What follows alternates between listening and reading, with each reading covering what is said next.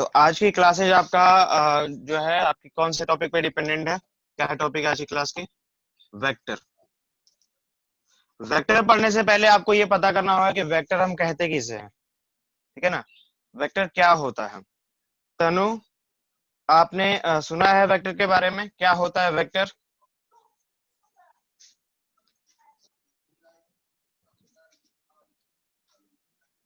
नहीं। नहीं सुना है। अच्छा, चलो वेक्टर स्टार्ट करने से पहले एक दो चीजों के बारे में पढ़ना होता है। हिंदी में आपने पढ़ा था सदिश और अदिश। क्या पढ़ा था? सदिश और अदिश, जिसको हम बोलते हैं स्केलर। क्या बोलते हैं? स्केलर, ठीक है। And vector. स्केलर और वेक्टर दो टाइप की क्वांटिटीज जो है फिजिक्स में पाई जाती है आपको जनरली। कौन कौन सी? Scalar and vector. एक्चुअली ये फिजिक्स की बात नहीं की जा रही है, ये पूरे वर्ल्ड की बात की जा रही है कि पूरे वर्ल्ड में इस दो टाइप की प्रॉपर्टी के जो क्वांटिटीज हैं, फिजिकल क्वांटिटीज हैं, वो पाई जाती हैं। ठीक है, आपने फिजिकल क्वांटिटी के बारे में मैंने पढ़ाया था तनु, याद है आपको? उस समय हमने बहुत सारे टॉपिक्स के बारे में पढ़ा था कि फिजिकल क्वांटिटी ये होती है, ये होती है, ये होती है। बट राइट नाउ हमें दो और क्वांटिटी के बारे में पढ़ना है, जिसका नाम है स्केलर और वेक्टर। स्केलर का मतलब क्या होता है पहले ये हम देख लेते हैं, और फिर वेक्टर का मतलब क्या होता है उसको देख लेते हैं, ठीक है ना। तो यहां पर लिखूंगा क्या कि एक क्वांटिटी, शॉर्ट फॉर्मेट में लिख दूं चलेगा? ए फिजिकल क्वांटिटी, चलो लिख ही देते हैं इसको। A physical quantity which contain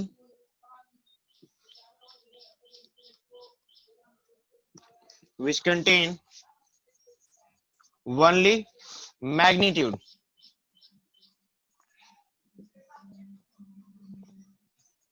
ठीक है, या which need only magnitude to define them। आप इसको दूसरे लैंग्वेज में लिख सकते हो कि द क्वांटिटी, आप लोगों को दिखाई दे रहा है, the quantity which contain only magnitude, या the magnitude is only required, the magnitude is only required to explain them, to explain them। तो वो क्या होगा? स्केलर क्वांटिटी होगा, ठीक है। केवल मैग्नीट्यूड चाहिए उसको एक्सप्लेन करने के लिए। फॉर एग्जांपल की अगर हम बात करते हैं स्केलर क्वांटिटी के, जो है कुछ एग्जांपल की अगर हम बात करते हैं स्केलर क्वांटिटीज, इसकी अगर हम बात करते हैं तो ऐसे कौन कौन से चीजें हैं जिसके बारे में आपको इसकी जरूरत नहीं पड़ती है, डायरेक्शंस की जरूरत नहीं पड़ती है, मैग्नीट्यूड की जरूरत पड़ती है। केवल मैग्नीट्यूड का मतलब क्या होता है? जैसे कि आपने कहीं पे लिखा है किसी के बारे में अगर हम बात करें, जैसे डिस्टेंस की अगर हम बात करते हैं, किसकी बात करते हैं? डिस्टेंस की। तो डिस्टेंस क्या है आपका? स्केलर क्वांटिटी है। डिस्टेंस क्या है? स्केलर क्वांटिटी है। आप बता सकते हो कि ये जो है एक पॉइंट दूसरे पॉइंट से कितना दूर है, तो मैंने कहा कि ये 5 सेंटीमीटर, 5 मीटर और समथिंग डिस्टेंस का इसका गैप है, ठीक है ना। लेकिन इसको डिफाइन करने के लिए हमें कभी डायरेक्शन की जरूरत नहीं है, इसको डिफाइन करने के लिए डायरेक्शन की जरूरत नहीं है, ठीक है। वैसे ही आपके पास डिस्टेंस अगर क्या है आपके पास, ये स्केलर है, तो जो स्पीड है, स्पीड स्पीड इक्वल टू क्या होता है? ये होता है आपके पास डिस्टेंस अपॉन टाइम। क्योंकि डिस्टेंस क्या है? स्केलर क्वांटिटी है, और टाइम भी एक स्केलर क्वांटिटी, क्योंकि टाइम के लिए डायरेक्शन की जरूरत नहीं पड़ती है। तो ये दोनों का जब कॉम्बिनेशन हम करेंगे तो क्या मिलेगा? स्पीड भी क्या मिलेगी? एक स्केलर क्वांटिटी होगी, ठीक है ना। स्केलर जो है क्वांटिटी है, ये भी। टाइम भी अगर हम बात करते हैं तो टाइम भी आपके पास क्या है? स्केलर क्वांटिटी मिलेगी। और भी बहुत सारी चीजें जैसे कि वॉल्यूम, डेंसिटी, ठीक है। डेंसिटी, आपको डेंसिटी कैसे स्केलर क्वांटिटी आपको पता है? डेंसिटी का फॉर्मूला क्या होता है? अगर हम डेंसिटी के फॉर्मूले के बारे में बात करते हैं, क्या होता है डेंसिटी का फॉर्मूला? मास अपॉन वॉल्यूम, ठीक है ना। मास अपॉन वॉल्यूम, ठीक है। तो वॉल्यूम भी क्या है? स्केलर क्वांटिटी है, और मास भी क्या है? स्केलर क्वांटिटी है। इसलिए ये भी क्या होगा? आपको स्केलर क्वांटिटी में गिना जाएगा इसको। यानी आप यहाँ पे लिख सकते हो कि मास एक स्केलर क्वांटिटी है, वॉल्यूम v एक स्केलर क्वांटिटी है, ठीक है ना। तो इस तरीके से आप जो भी चीजें आपको मिलती है, और बताओगे और क्या क्या चीजें हैं जो स्केलर क्वांटिटी है, बताओ गुड़िया, और कौन कौन सी चीजें हैं जो स्केलर क्वांटिटी है आप लोगों ने पढ़ा है। फ्रीक्वेंसी है क्या?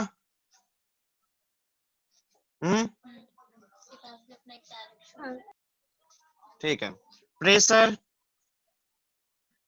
हालांकि कभी कभी हम प्रेशर को यूज करते हैं, बताएंगे प्रेशर, प्रेशर को हम ये भी बताते हैं कि प्रेशर कौन से डायरेक्शन में हम प्रेशर डाल रहे हैं, ठीक है। तो कभी कभी हम इसके बारे में जरूरत पड़ जाती है हमें। करंट की अगर हम बात करते हैं, ठीक है, ये क्या होगा आपका स्केलर क्वांटिटी होगा। रेजिस्टेंस, रेजिस्टेंस, ठीक है, और चार्ज, ये क्या है, चलो खत्म करते हैं तो एटीसी।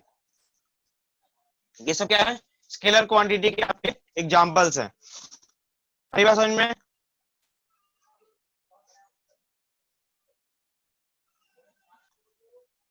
तनु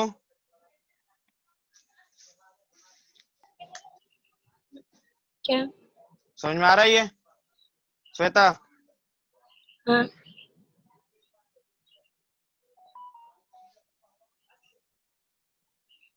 बस ये चीजें आप देख लेते एक बार।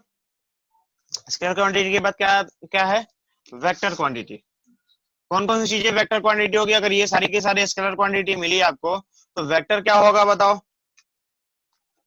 पहले वेक्टर का डेफिनेशन देख लेते हैं, क्या होगा वेक्टर का डेफिनेशन, बताओ।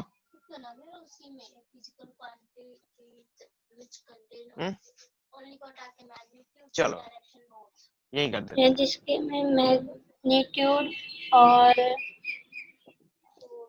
देखो, अगर वेक्टर क्वांटिटी के डेफिनेशन की हम बात करते हैं तो physical quantity which contain both magnitude and direction, ठीक है, which contain both magnitude and direction. आ रही बात समझ में? यानी वैसी क्वांटिटी जिसके पास क्या हो, इस पॉइंट पे हूं, ठीक है, और मैं क्या करता हूं, घूमते हुए यहां पहुंच गया बी पॉइंट पे। तो ये जो डिस्टेंस मैंने तय किया, ये जो डिस्टेंस ट्रेवल किया है, ये वेक्टर नहीं है। जो डिस्टेंस मैंने ट्रेवल किया है वो वेक्टर नहीं है, लेकिन मैं पहुंचा कहां हूं, ए टू बी पे पहुंचा हूं। कहां पहुंचा हूं, ए टू बी पे। तो ये ए से बी तक का जो डिस्टेंस है, जिसको हम क्या बोलेंगे, डिस्प्लेसमेंट बोलेंगे। क्या बोलेंगे, डिस्प्लेसमेंट। यही होता है ना? क्या होता है डिस्प्लेसमेंट? डिस्प्लेसमेंट जो होता है वो एक वेक्टर क्वांटिटी होता है, क्योंकि डिस्प्लेसमेंट ये बताता है कि आप कहां जा रहे हो, ए टू बी पे। डिस्प्लेसमेंट आपको बता रहा है कि आप ए टू बी पे जा रहे हो, इसलिए डिस्प्लेसमेंट जो होगा वो क्या होगा आपका, बताओ। समझ में आ रहा है ये गुड़िया?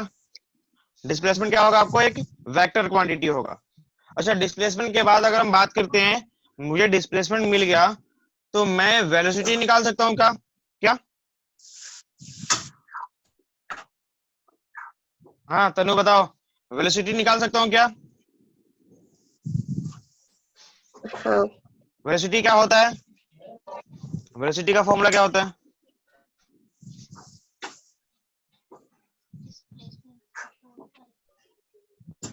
Displacement upon time. क्या होता है, डिस्प्लेसमेंट अपॉन टाइम। तो आपको दिखाई दे रहा है कि displacement is the vector quantity, time is the scalar quantity. तो इसके बारे में हम ज्यादा बात नहीं करते, लेकिन यहाँ पे हमें पता है कि डिस्प्लेसमेंट क्या है, वेक्टर क्वांटिटी है। तो जो आउटपुट मिलेगा वो भी क्या होगा, एक वेक्टर क्वांटिटी ही होगा, ठीक है। तो ये जो आपके पास जो वेलोसिटी है, जो वेलोसिटी है वो भी क्या होगा, एक एग्जाम्पल होगा वेक्टर क्वांटिटी का, ठीक है ना। ऐसे ही आपको बताने हैं कौन कौन से और भी जो है एग्जाम्पल हो सकते हैं वेक्टर क्वांटिटी के, बताओ आइडिया है, कुछ लग पा रहा है आइडिया यहाँ से? वेलोसिटी निकाला आपने। आप अगर बात करते हो एक्सेलरेशन की, किसकी बात करते हो? एक्सेलरेशन की, तो वो क्या होगा बताओ? एक्सेलरेशन इक्वल टू क्या होता है बताओ तनु? तनु, एक्सेलरेशन इक्वल टू क्या होता है? हाँ, velocity upon time. Velocity upon time. हाँ जी, यही होता है क्या?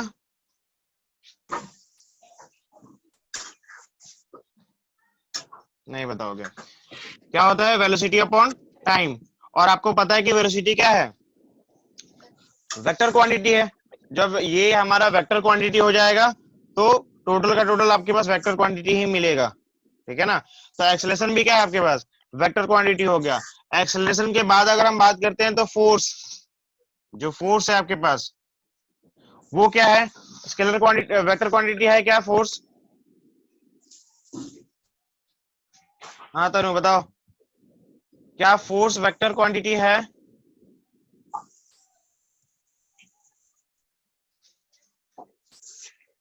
नहीं बताओगे? हाँ। देखो फोर्स इक्वल टू क्या होता है, अगर हम जनरल बात करते हैं तो F equal to M A, ये तो हमने पढ़ा था, बहुत पढ़ा था। Mass into acceleration. Mass is the scalar quantity और ये क्या है? Vector quantity. तो वेक्टर को मल्टीप्लाई करेंगे किसी स्केलर से, हमें क्या मिलेगा? वेक्टर ही तो मिलेगा। तो वहां पे क्या हो जाएगा आपके पास? फोर्स भी एक वेक्टर होगा।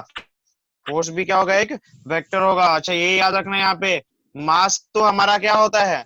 स्केलर होता है, लेकिन जो वेट होता स्केलर है, होता है। जो वेट होता है वो आपको वेक्टर क्वांटिटी होता है। जो वेट होता है वो क्या होता है? वेक्टर क्वांटिटी होता है, क्योंकि ये जो वेट होता है ऑलवेज आपको जो है ग्राउंड की तरफ लगता है। ये भी वेट जो होता है ना वो ग्राउंड की तरफ लगता है, क्योंकि उस पे जो जी है आपका ग्रेविटेशनल। अपने माइक बंद कर लो, ये माइक रिपीट कर रहा है साउंड को, माइक बंद कर लो। कौन है ये? सबका माइक तो ऑफ है कौन ये फिर?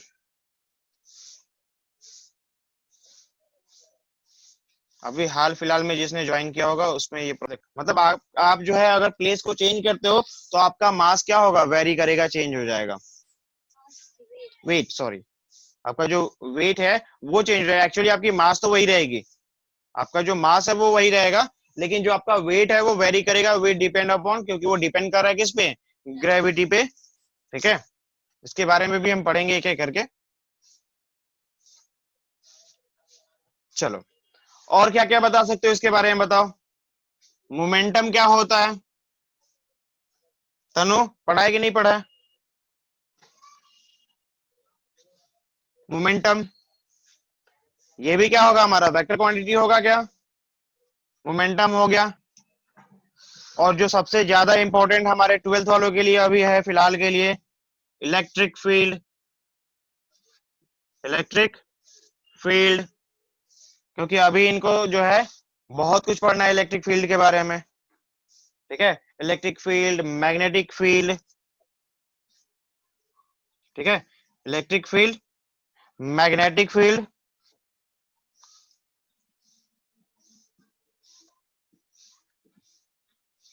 ठीक है? इलेक्ट्रिक फील्ड हो गया आपके पास, मैग्नेटिक फील्ड हो गया। इन सब के बारे में क्लास 12th वालों को बहुत अच्छे से पढ़ना है। टॉर्क की अगर हम बात करते हैं, अभी पढ़ा था टॉर्क की। टॉर्क क्या होता है, सुना है कभी? अभी आपने पढ़ा तो नहीं है? अभी आपने पढ़ा तो नहीं है इसको? हाँ, 11th वाले नहीं पढ़े हैं, 12th वाले तो पढ़ के आए हुए हैं। फिलहाल अगर हम बात करते हैं जनरली, तो कोई एक ऑब्जेक्ट है तो टॉर्क क्या होता है? एक पार्टिकुलर डायरेक्शन में लगता है, यही है ना? एक पार्टिकुलर डायरेक्शन में लगता है।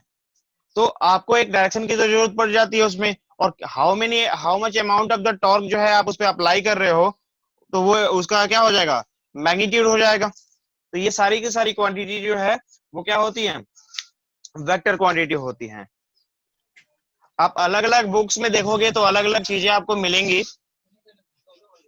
तो हम यहाँ पे वेक्टर के बारे में, अब देखो यहाँ पे वेक्टर की बात अगर हम करते हैं तो अलग अलग बुक्स में अलग अलग नोटेशंस मिलेंगे हमें इसको, ठीक है? किसी किसी बुक्स में आपको बोलता है कि केवल आप कैपिटल ए लिख देते हो तो वो एक वेक्टर को डिनोट करता है, ठीक है। केवल आप कैपिटल बी लिख देते हो तो वो क्या करता है, वेक्टर को रिप्रेजेंट करता है।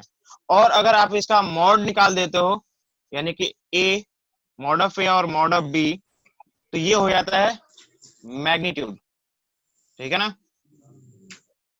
ये आपको क्या हो जाता है, मैग्नीट्यूड हो जाता है। किसका मैग्नीट्यूड है ये मैग्नीट्यूड ऑफ ए है और ये मैग्नीट्यूड ऑफ बी है। और आप चाहो तो वेक्टर लिखने का अलग अलग भी तरीका है, आप चाहो तो वेक्टर को ऐसे भी रिप्रेजेंट कर सकते हो, ए वेक्टर और बी वेक्टर, है ना। आपने ये भी देखा होगा और ये ज्यादा किफायती है, क्योंकि एक्चुअली आपको पता नहीं है कि आप ऐसे कर पाओगे, क्योंकि ए लिखा जाए तो कंफर्म नहीं हो पाता कि ये वेक्टर है या नहीं है जनरल केस में। लेकिन आपको वेक्टर का सिंबल लगा दिया अगर आपने तो ज्यादा क्लियर है, वो समझ में आ जाता है। और इसका अगर मैं मैग्नीट्यूड निकालूंगा तो क्या हो जाएगा, ए वेक्टर का मैग्नीट्यूड, इस तरीके से, ठीक है। ये उसका मैग्नीट्यूड हो जाएगा। मतलब जहां भी आपको ऐसा डबल ब्रैकेट के अंदर डबल जो है आपको कोट के ये लाइन के अंदर, जिसको हम क्या बोलते हैं, आपने इसका और भी एक नाम पढ़ा था, मॉड जनरली बोलते हो ना आप इसे, मॉड। तो अगर कभी भी आपको मॉड के अंदर वेक्टर मिले, इसका मतलब होता है मैग्नीट्यूड, ठीक है। केवल उसके मैग्नीट्यूड की बात की जाएगी। मतलब एक एग्जांपल के तौर पे समझ लो आप इसे, कि अगर मैंने कहीं पे लिखा है कि 5 आई कैप या जे कैप और समथिंग, ठीक है, 5 जे कैप, ठीक है। तो 5 जे कैप का अगर मैं मॉड निकालना चाहूंगा ना, तो मॉड मुझे केवल 5 मिलेगा, this one is the mod, मतलब ये उसका मैग्नीट्यूड है, ठीक है ना। कितना स्ट्रेंथ है, कितना किधर जा रहा है वो, और कितने कदम जा रहा है, वो उसकी जो है मैग्नीट्यूड हो जाती है। लेकिन ये बस आपको डायरेक्शंस को दिखाता है। चलो अब तो क्लियर दिखाई दे रहा होगा, लाइट आ गई, ठीक है ना। ज्यादा इंपॉर्टेंट है आपको दोनों मतलब देखो वेक्टर के हर एक पॉइंट आपके लिए इंपॉर्टेंट है, क्योंकि होता क्या है कि आप इस पे जब एनालिसिस करते हो, जब इस पे काम करते हो, तो वो छोटी छोटी पॉइंट्स आपको पता नहीं होती और आप घूमने लगते हो। तो घूमने से अच्छा है कि पहले घूम लो, ठीक है ना। मैंने बोला कि अगर ये एक वेक्टर है, ये क्या है, वेक्टर है, ठीक है। इसको मैं मान लो कि ए कैपिटल वेक्टर ऐसे बोल देता हूँ कि ये एक वेक्टर है। तो ये एक्स एक्सिस से कुछ ना कुछ एंगल बना रहा होगा, थीटा एंगल बना रखा है मान लो ये एंगल से, ठीक है। आगे हम इसके बारे में पढ़ेंगे। ये एक्स वाई प्लेन है, ये क्या है गुड़िया, एक्स वाई प्लेन है, जिसके पास एक्स है और वाई है। ये वेक्टर क्या बता रहा है कि कोई एक ऑब्जेक्ट है, कोई एक ऑब्जेक्ट है और वो यहां से यहां जा रहा है, नीचे से ऊपर की तरफ जा रहा है। तो आपसे मैं बोलूं कि ये एक्स डायरेक्शन में कितना गया, ये वाई डायरेक्शन में कितना गया, वाई डायरेक्शन में तो छोटा ही जाएगा, इतना दूर जाएगा, ठीक है। वो एक्स डायरेक्शन में कितना गया और वाई डायरेक्शन में कितना गया है, ये आपको बताना है। क्या बता सकते हो क्या? बेशक ध्यान से अगर देखा जाए तो ये लाइट फोकस करो इस लाइन पे, इस लाइट का जो शैडो बनेगा, इस लाइट की जो शैडो बनेगी वो आपकी क्या है, एक्स एक्सिस पे बनेगी। और इस लाइन की शैडो इधर से अगर फ्रंट एंड से आप डालते हो यहाँ पे, तो जो वाई एक्सिस पे जितना आपको ये जो बनेगा शैडो बनेगा, क्योंकि आपको खुद दिखाई दे रहा है इस वेक्टर का यहाँ पे छोटा शैडो बन रहा है और यहाँ कुछ बड़ा शैडो बन रहा है।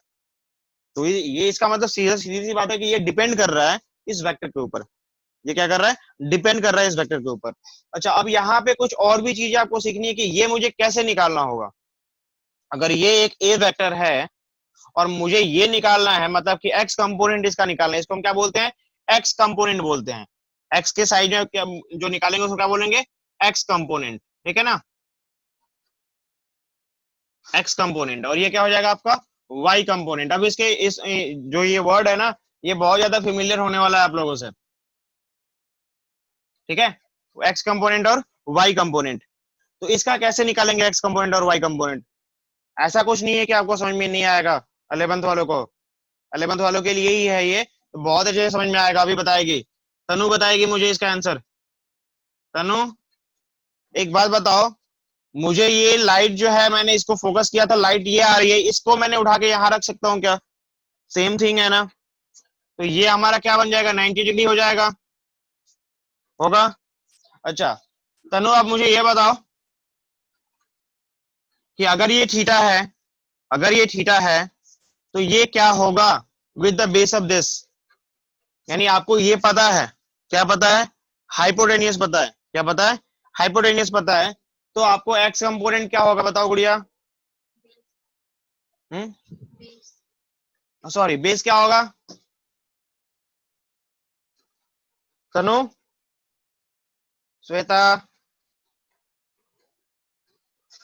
माइक ऑफ है, माइक ऑन करके बोलो अगर सुन रहे हो तो। और बताओ जी वंदना, तुम बताओ, हाँ सुन रही है, बताओ।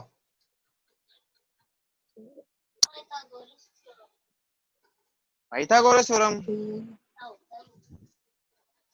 वो होगा ना cos theta हाँ सही जा रही है तनु, सही जा रही है, तो बता।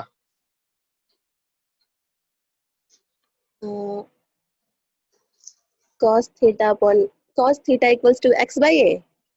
cos theta equal to x by a, तुम इतना लंबा क्यों और जाती है क्या? यार, cos theta equal to x by ए।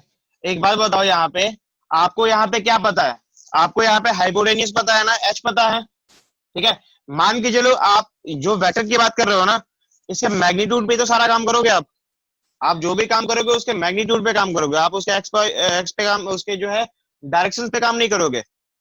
तो क्यों नहीं काम करोगे, खुद ही देखो कि आपने ऑलरेडी निकाल दिया कि ये एक्स डायरेक्शन में इतना जाएगा, वाई डायरेक्शन में कितना जाएगा, तो एक्स और वाई तो आपने ऐसे ही ब्रेक कर दिया, तो जो भी आएगा उसको एक्स और वाई डायरेक्शन बता दोगे आप। तो यहाँ पे आपको मैग्नीट्यूड मान लो ए है, मैग्नीट्यूड क्या है इसका, ए है, और आपको हाइपोटेनियस पता है, और आपको बेस पता करना है गुड़िया, आपको बेस पता करना है, हाइपोटेनियस पता है, किसका यूज करेगी, किसका यूज करेगी शैतान, cos का कॉस का यूज करेंगे ना, क्योंकि हमें पता है क्या कि कॉस थीटा इक्वल टू क्या होता है, क्या होता है गुड़िया,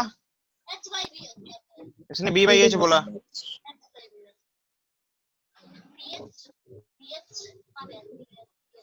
बी बाई एच होता है ना, बेस अपॉन हाइपोटेनियस, यही होता है ना गुड़िया। हाँ, तो बेस अपॉन हाइपोटेनियस क्या मिलेगा हमें, बेस अपॉन हाइपोटेनियस से, देखो यहाँ पे ध्यान से, बेस का मतलब नथिंग, हाइपोटेनियस का मतलब ए, हाइपोटेनियस का मतलब ए। मैंने क्या माना था, मैंने माना था कि ये एक ए है, हमारा मैग्नीट्यूड है, तो बताओ मुझे बी क्या मिलेगा, बी मुझे मिलेगा ए कॉस थीटा, ए कॉस थीटा, क्या मिलेगा यहाँ पे, ए कॉस थीटा। कौन से डायरेक्शन में है ये एक्स डायरेक्शन में है, चलो एक्स डायरेक्शन बना देते हैं फिर, यहाँ पे एक्स डायरेक्शन बना दो या एक्स कैप लिख दो, it doesn't matter, x cap, ठीक है ना। अच्छा आगे यहाँ पे देखते हैं, यहाँ के लिए मैटर नहीं करता, आगे हम उसके बारे में सीखेंगे बहुत कुछ। अब मुझे बताओ इसका ये हाइपोटेनियस यहाँ पे परपेंडिकुलर क्या होगा, पी क्या होगा इसका, ये तो निकाल दिया तुमने ए कॉस थीटा, इसको निकालो, इसी के बेस पे निकालना है आपको, क्योंकि आपको यही पता है क्या होगा गुड़िया, समझ में आ रहा है अब क्या, ये होगा ए साइन थीटा, क्या होगा, ए साइन थीटा होगा क्या, समझ में नहीं आया तो देखो यहाँ पे साइन थीटा की वैल्यू क्या होती है, इसे हटा देता हूं मैं, साइन थीटा की वैल्यू क्या होती है, ये होती है P by H, P by H, और परपेंडिकुलर कितना है हमारे पास, उसी को फाइंड आउट करना है, और एच की वैल्यू कितनी है, तो एच की वैल्यू हमारे पास ए है, और ये है आपके पास साइन थीटा, साइन थीटा क्या हो जाएगा, पी इक्वल टू, ये हो जाएगा आपके पास ए साइन थीटा, क्या हो जाएगा, ए साइन थीटा। अरे बस समझ में, हाँ जी तनु, संदीप, हाँ भी आ रही है। वंदना, खुशबू, हाँ भैया। समझ में आ रहा है, हाँ भैया। अब माइक ऑफ, यहाँ देखो ये है, अब माइक ऑफ करो, अब मैं इसको स्टार्ट कर रहा हूँ। क्या है हमारे पास, जो भी आपने पढ़ा उसको अगर मैं क्विकली बात कर रहा हूँ कि आपको क्विकली कैसे याद रहेगा कि ये कॉस थीटा होगा, ये साइन थीटा होगा, ठीक है। आप मुझे बताओ कॉस का फॉर्मूला क्या होता है, बेस अपॉन हाइपोटेनियस, और इसका फॉर्मूला क्या होता है, परपेंडिकुलर अपॉन हाइपोटेनियस। मतलब कि अगर आप किसी भी वेक्टर को एक्स और वाई कंपोनेंट में ब्रेक करने वाले हो, तो इसके लिए इस लाइन के लिए जो बेस होगा उसमें कॉस होगा, जो बेस होगा उसमें कॉस होगा, और जो परपेंडिकुलर होगा उसमें साइन होगा, क्योंकि आपको पता है साइन इक्वल टू क्या होता है पी बाई एच, और बेस कॉस इक्वल टू क्या होता है बी बाई एच। आपको जो चीजें याद है मैं वहीं से रिलेट कर रहा हूँ, वहीं से लिंक कर रहा हूँ। बी बाई एच मतलब बेस में कॉस, पी बाई एच मतलब पी में क्या साइन। आ रही बात समझ में? याद हो जाएगा। जो जिसने भी मुझसे पढ़ा है उसको मैंने ये चीजें याद कराई थी कि PH B H P B ये एक ट्रिग्नोमेट्री का सबसे छोटा और सबसे क्या कहते हैं इफेक्टिव फॉर्मूला था। छोटा था लेकिन काफी इफेक्टिव था, जिससे कि आपने हर एक चीजों को काफी आसानी से याद कर लिया। देखो यहाँ पे मैंने और कुछ नहीं बताया, यही बताया। देखो यहाँ पे P H B, P H B H और पी बी, इसको बोलते हैं साइन, ये होता है हमारे पास कॉस, और ये होता है टेन। ठीक है, पी बाई एच साइन बोलेंगे, बी बाई एच एरो पे ध्यान दो कॉस बोलेंगे, ठीक है, और पी टू बी जो होगा वो क्या हो जाएगा टेन थीटा हो जाएगा। छोटा सा ट्रिक है, और ये आपको माइंड में हर समय सेट रखना है कि साइन का मतलब क्या होता है, कॉस का मतलब क्या होता है, कौन कौन से साइड्स का रिलेशन होता है, और कुछ नहीं है इनमें। ठीक है, तो अब इस पे कुछ क्वेश्चंस करते हैं और समझते हैं कि क्या ये कहना चाहता है। इसमें थोड़ा बहुत आइडिया लग जाएगा आपको क्या करना चाहते हो आप, और कितना समझ में आया उसका भी आइडिया लग जाएगा। सपोज करो पहले क्वेश्चन में कर देता हूं, फिर आप बताना। अच्छा पहले इसको समझ लेते हैं ये वेक्टर कहना क्या चाहता है। जैसे कोई एक ऑब्जेक्ट है, ठीक है ना, कोई एक ऑब्जेक्ट है, इस ऑब्जेक्ट को बेबी इधर से धक्का दे रही है, ठीक है ना, और मोनिका इसको इधर से धक्का दे रही है। मोनिका नीचे से धक्का दे रही है और बेबी इस साइड से, मतलब बेबी जो है वो एक्स डायरेक्शन में धक्का दे रही है और ये वाई डायरेक्शन में। क्योंकि जो डायरेक्शन है यहाँ पे जो फोर्स अप्लाई किया जा रहा है यहाँ पे, वो मैं दिखा रखा हूँ कि यहाँ छोटा फोर्स अप्लाई किया गया है, यहाँ पे कुछ ज्यादा बड़ा फोर्स अप्लाई किया गया है। तो इसका मतलब क्या है, इसका मतलब ये है कि ये जो है जैसे वो आप धक्का दोगे, आप किसी भी चीज को ऐसे रखो और इसको धक्का दो। अभी जैसे मान लो इसको मैंने दोनों तरफ से फोल्ड रोकने के लिए क्या किया, ये दोनों तरफ से रोकने के लिए मैंने फोल्ड कर वो कर रखा है, होल्ड कर रखा है इसको। अब मैं इससे आगे की तरफ धक्का दे रहा हूं और नीचे से ऊपर की तरफ, तो क्या होगा ये कुछ ऐसे जाएगा, क्या ऐसे जाएगा ना। मतलब आपका ये ऑब्जेक्ट यहाँ पे था, आपके पास अगर एक ऑब्जेक्ट की अगर हम बात करते हैं, इसी की बात कर लो, चलो देखो यहाँ पे कि इसको मैंने इधर से फोर्स दिया और एक को नीचे से, तो नीचे वाला ऊपर धक्का देगा और ये जो राइट लेफ्ट वाला है वो सामने की तरफ, तो दोनों ऐसे मूव करेगा ना, ये कुछ ऊपर भी जाएगा और कुछ आगे भी जाएगा, है ना। तो ये आपको कुछ आगे जाना है और कुछ ऊपर जाना है, लेकिन डायरेक्टली तो जाएगा नहीं, वो क्या होगा धीरे धीरे ऊपर की तरफ उठता चला जाएगा, ऐसे हो जाएगा।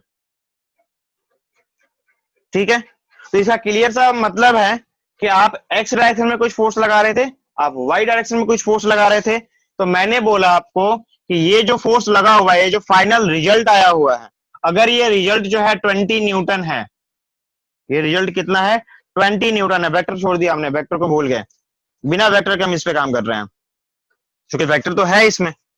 आपने फोर्स इधर लगाया है, आपने उधर फोर्स लगाया, और फोर्स ऑलरेडी वेक्टर होता है, आपने आपको पता है। तो मैं आपसे कह रहा हूं कि आपने यानी कि बेबी ने कितना फोर्स लगाया है एक्स डायरेक्शन में, और मोनिका ने कितना फोर्स लगाया वाई डायरेक्शन में। क्या आप इसे निकाल के बता सकते हो क्या? आपको 2 मिनट का टाइम देता हूं, सबके सब फटाफट निकालो और मुझे रिजल्ट बताओ, अगर बता सकते हो तो एक बार ट्राई करके बताओ मुझे। तो देखो आपको मैंने बता दिया क्या कि एक्स डायरेक्शन से ये कौन से एक थीटा एंगल पे जो है उसको ऊपर की तरफ वो भेजा जा रहा है, तो आपको एक्स डायरेक्शन में कितना फोर्स अप्लाई होगा, वाई डायरेक्शन में कितना फोर्स अप्लाई होगा, ये आपको बताना है। अभी ये पहले बता दो फॉर्मूले के हिसाब से, देन मैं एक वैल्यू पुट अप कर दूंगा यहाँ पे कि 20 डिग्री या 30 डिग्री, और फिर आप बताओगे एक्चुअल वैल्यू। लेकिन पहले फॉर्मूला तो बताओ, बताओ गुड़िया। चलो देखो मैं बताता हूँ, सुनो ध्यान से, क्या होगा यहाँ पे। अभी फॉर्मूला आपको बताया था कि ये अगर मैं इस वेक्टर को उठा के यहां रख दूं तो ये क्या हो जाएगा, कुछ ऐसे हो जाएगा। ये वेक्टर आपके पास, ये आपका वाई वेक्टर है, ठीक है, और इसको हमें ब्रेक करना है, ये जो वेक्टर है इसको मैं ब्रेक करना, मैं इसको डॉट लाइन से दिखा रहा हूँ बिकॉज ये तो टूटने वाला है, इसको तो हमने ब्रेक कर दिया, ठीक है ना। तो इसको ब्रेक करूंगा और यहाँ पे थीटा है हमारे पास, ये हमारे पास 20 न्यूटन था, 20 न्यूटन था। और मैं जब इसको बेस के ऊपर ब्रेक करूंगा तो आपको पता है कि बेस क्या होता है, बेस जो होता है वो हाइपोटेनियस यानी कि 20 न्यूटन कॉस थीटा होता है, ठीक है। और जो हाइट होता है क्या होता है 20 न्यूटन, यहां लिख देते हैं 20 न्यूटन साइन थीटा होता है। नहीं पता क्या, अभी कुछ देर पहले सारा कुछ तो बता दिया था, फिर भी बाकी है, अभी बाकी नहीं है, ठीक है। अब अगर मैं कहूं इसे आपसे कि ये जो एंगल था वो 45 डिग्री का था, वो कितने का था 45 डिग्री का था, ठीक है ना। तो 45 डिग्री पे एक्स डायरेक्शन में और वाई डायरेक्शन में क्या होगा, कितना फोर्स बेबी लगा रही थी, कितना फोर्स जो है मोनिका लगा रही थी। अगर ये 45 डिग्री पे ऊपर की तरफ जा रहा है तो कुछ ना कुछ तो फोर्स लगा रहे होगे, तो तुमने कितना फोर्स लगाया, तो तुमने फोर्स लगाया, मैं यहाँ पे फोर्स बोलता हूं कि इन एक्स डायरेक्शन, ठीक है। एक्स डायरेक्शन का मतलब बेबी ने फोर्स लगाया, कितना फोर्स लगाया था 20 Newton multiply by cos theta, cos 45 की वैल्यू कितनी होती है 1/√2 होती है, 1/√2 होती है, ठीक है। चलो एक काम करते हैं, थोड़ा आसान कर देता हूं मैं इसको, क्योंकि 1/√2 की वैल्यू आपको एग्जैक्टली दिखाई नहीं देगी, आपको सॉल्व करोगे तो फिर 1.7 से आपको वो करना पड़ेगा, एकदम 4 से 1.414 से डिवाइड करना पड़ेगा, थोड़ा मुश्किल हो जाएगा। इसको हम ऐसे कर लेते हैं 60 की बात कर लेते हैं, ठीक है ना। तो cos 60 की वैल्यू क्या होती है 1/2 होती है, क्या मैं लिख दूं यहाँ पे डायरेक्टली, है ना। और फिर क्या मुझे मिलेगा 1/2 का मतलब 10 हो जाएगा क्या ये, यानी 10 न्यूटन का फोर्स जो है बेबी लगा रही थी, ठीक है ना। बेबी ने कितना फोर्स लगाया 10 न्यूटन का फोर्स लगाया। अच्छा अगर मैं बात करता हूं कि इन वाई डायरेक्शन, इन वाई डायरेक्शन, तो वाई डायरेक्शन में क्या मिलेगा मुझे, वाई डायरेक्शन में मिलेगा मुझे 20 न्यूटन साइन, क्या होगा साइन थीटा, यानी कि 20 साइन थीटा की वैल्यू क्या होती है 60 की वैल्यू कितनी होगी √3/2, √3/2, और ये हो जाएगा न्यूटन में, √3/2 की वैल्यू कितनी होती है, √3 की वैल्यू कितनी होती है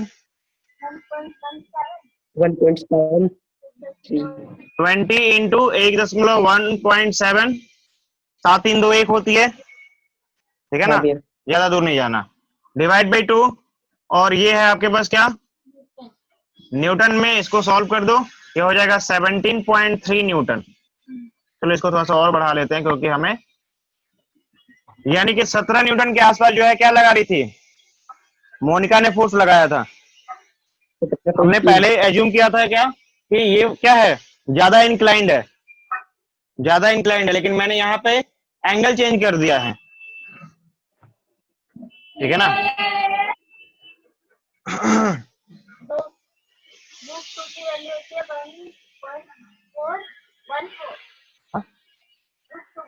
एक 4 1 4 1.414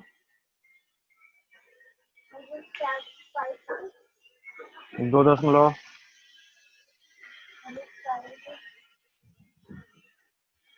ठीक है। तनु फटाफट बना के बताओ मुझे कि अगर मैंने इसको 30 डिग्री कर दिया तो बताओ एक्स डायरेक्शन में एक्स कंपोनेंट क्या होगा और वाई कंपोनेंट क्या होगा, ये आपसे पूछा जा रहा है। वैसे फॉर्मूला मैंने ऑलरेडी लिखा हुआ है, तो आप शायद इसे बड़े आसानी से समझ सकते हो, बना सकते हो, बताओ।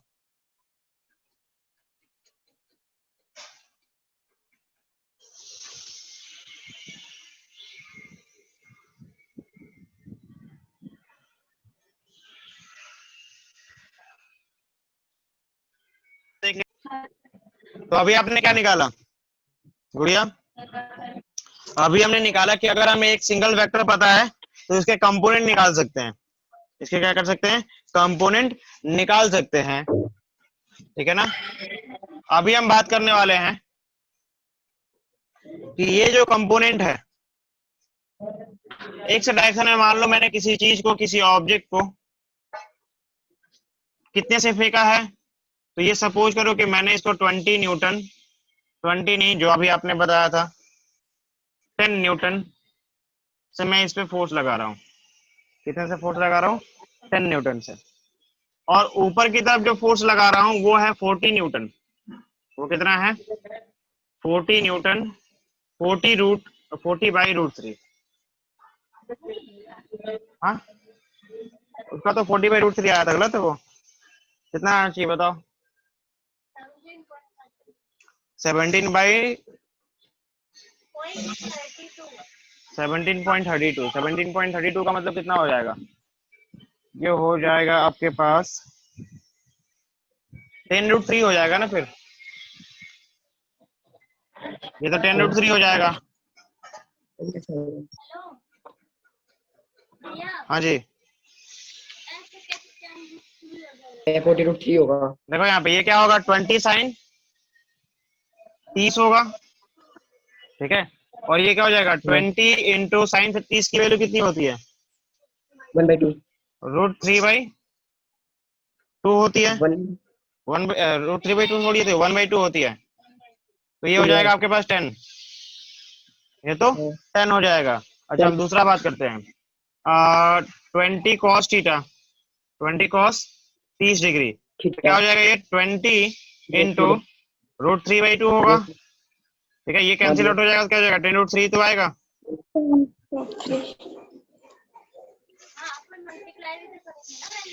किससे मल्टीप्लाई करोगे रख के बताओ? हाँ, मल्टीप्लाई करोगे। तुमने जो बताया था वो सही था, मैं ये कहाँ बोल रहा हूँ कि गलत है। वो 17.32 जो आ रहा था वो सही है, ठीक है। 17.32 जो आ रहा था वो सही है तुम्हारा। मैं बस इसको जनरल टर्म में लिख रहा हूँ, ठीक है। ऊपर वाले टर्म में जो हमारा यहाँ 30 के बदले 60 था उसमें है ये, उसमें था नहीं ये। तो मैं ये तुमसे पूछ रहा हूँ कि इसका रिजल्टेंट वेक्टर मुझे निकालना है। मुझे क्या निकालना है? इसका रिजल्टेंट वेक्टर निकालना है। और मैंने आपको बता दिया कि रिजल्टेंट वेक्टर का जो थीटा है वो कितना है, ठीक है। फिलहाल तो मैं बता रहा हूँ क्योंकि अभी आपको पता नहीं है इसके बारे में। तो रिजल्टेंट वेक्टर का जो थीटा है वो 60 डिग्री है। वो कितना है? 60 डिग्री है। तो आपको रिजल्टेंट वेक्टर निकालना है। निकाल सकते हो क्या? इसका रिजल्टेंट निकालना है, बताओ गुड़िया। कौन कौन निकाल सकता है इसका रिजल्टेंट? इसमें रिजल्टेंट निकालना है। रिजल्टेंट कैसे निकालोगे ये आपको बताना है, बताओ। निकाल सकते हो क्या? चलो एक बार फॉर्मूला देख लेते हैं। पहले एक बार फॉर्मूला देख लो, समझ लो उसे, और फिर आप इसे बताओगे। अगर मुझे, मैंने मान लो कि n न्यूटन का फोर्स जो है इस साइड में लगाया, इस डायरेक्शन में लगाया है, ठीक है। और इसमें जो है y न्यूटन का, ऐसे बोल देते हैं इसको कि x न्यूटन का फोर्स यहाँ पे लगा दिया, और ये है हमारा y न्यूटन का फोर्स, ठीक है। और मुझे क्या निकालना है? इसका रिजल्टेंट निकालना है एट 60 डिग्री पे। रिजल्टेंट एट 60 डिग्री पे, ठीक है। मैं बस ये कह रहा हूँ कि 60 डिग्री पे है, ठीक है। ऐसा नहीं है कि आपको हर बार बोलेगा, इसके बाद हम देखेंगे तो नहीं भी बोलेगा, हमें वो भी निकालना पड़ेगा। ये बिना दिए ये देगा भी नहीं। तो कैसे निकालेंगे अगर हम बात करते हैं? तो एक बात बताओ मुझे, अगर मैं सिंगल बात करता हूँ, सिंगल यहाँ पे x है और 60 डिग्री की मैं यहाँ पे ड्रॉ कर लेता हूँ एक नया फिगर, ये 60 डिग्री हो गया। तो इसके बेस पे ये हाइपोटेनियस हो जाएगा। और कितना होगा ये? कितना होगा ये? तो आपको पता है कि ये क्या है? बेस है। तो जब बेस होगा तो आपको पता है कि बेस क्या होता है? x इक्वल टू, ये अगर हाइपोटेनियस है तो h cos थीटा होता है, क्योंकि मुझे h निकालना है। यहाँ पे क्या हो जाएगा? ये x बाई cos थीटा हो जाएगा। माइक ऑफ कर लो अपने। x cos थीटा हो जाएगा, ठीक है ना। यानी यहाँ पे जो भी मिलेगा वो होगा x बाई cos थीटा। इसी को यहाँ पे देख लेते हैं फिर।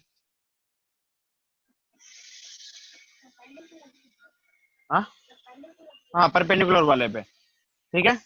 तो ये 60 अगर है तो ये पूरा कितना होगा? 30 होगा ना।